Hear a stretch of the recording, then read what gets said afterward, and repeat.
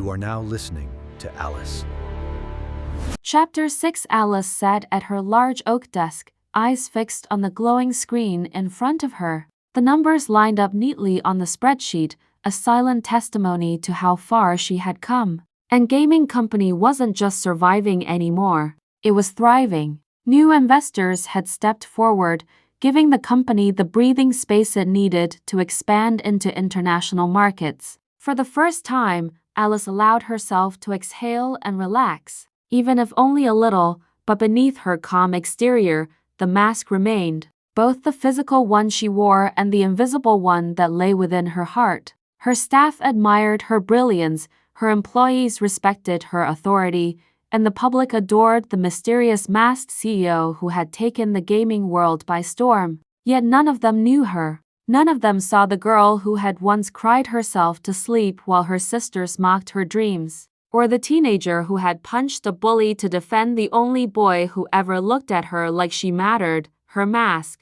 sleek and black, covered half of her face even within the walls of her private office. It had become a part of her identity, a shield that gave her power but also trapped her behind its hard edges.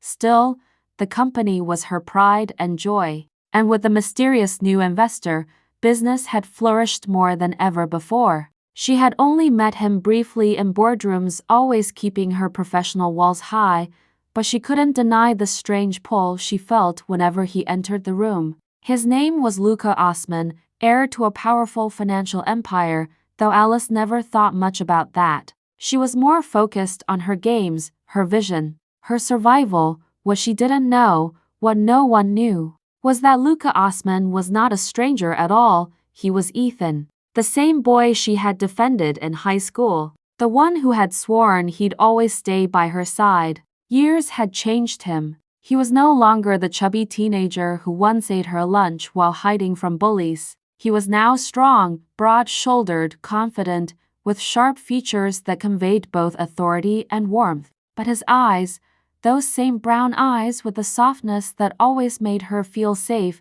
had not changed, and he had no intention of revealing his true identity just yet. Not until the right moment, so he used his middle name to introduce himself to Alice.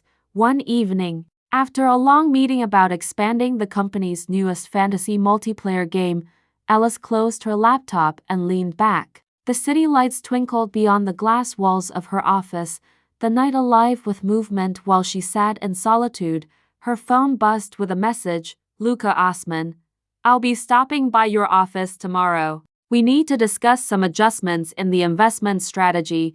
Alice read the message twice before setting the phone down. Something about him unsettled her, not in a bad way, but in a way that made her pulse quicken, a way that reminded her of something she had buried deep inside herself.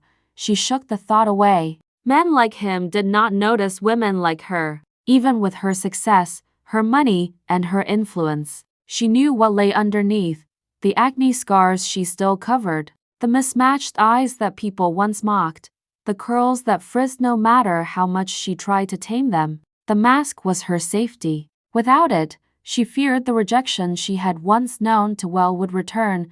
The next day, Ethan arrived. His presence filled the office as soon as he stepped in. He wore a dark navy suit that hugged his frame, his tie slightly loosened, as if he had left one meeting only to rush into the next. Alice stood to greet him, instinctively adjusting her mask. Mr. Osman, she said, her voice firm and professional.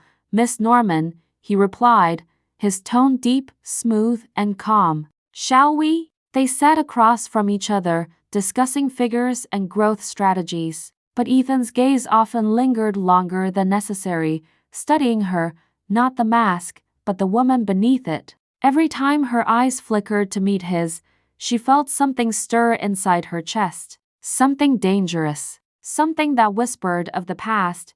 I must say, Ethan said after a long pause, your company doesn't just create games. It creates worlds, escapes. You give people the chance to feel like they belong. Alice's lips parted slightly. Compliments rarely moved her, but his words touched a wound she didn't even know was still open. That's the point, she replied softly. I wanted to create a place for people like me. For people who didn't belong anywhere else. Ethan leaned forward slightly, his expression unreadable, but his eyes filled with an intensity that nearly broke through her guard. You've succeeded. Alice quickly cleared her throat and shifted the topic back to financial reports. Burying herself in numbers so she wouldn't drown in his gaze, the meeting stretched longer than expected. By the time Ethan stood to leave, night had fallen again. Alice walked him to the door, her usual routine, but then, in an unguarded moment, she bent down to pick up a folder that had slipped off her desk. The tie of her mask snagged against the corner of the chair and loosened. She didn't notice it at first. Ethan did. Her mask slipped slightly, and before she could catch it, it fell into her hand. For the first time in years, Alice's full, bare face was visible under the soft office lights, her breath hitched, panic rushing through her veins. Her scars, faint but visible, lined her cheeks. Her mismatched eyes glimmered with vulnerability. She froze, too stunned to pull the mask back on, and Ethan couldn't look away. His chest tightened as he took in the face he had memorized years ago. The face of the girl who once defended him with fire in her spirit. She was older now, sharper and stronger, but she was still Alice. His Alice, Alice, he whispered before catching himself.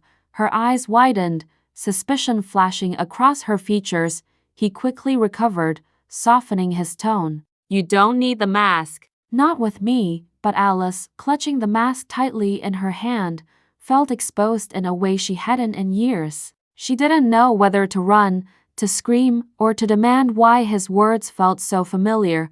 Her heart raced, confusion clouding her thoughts. And in that suspended moment, everything between them shifted.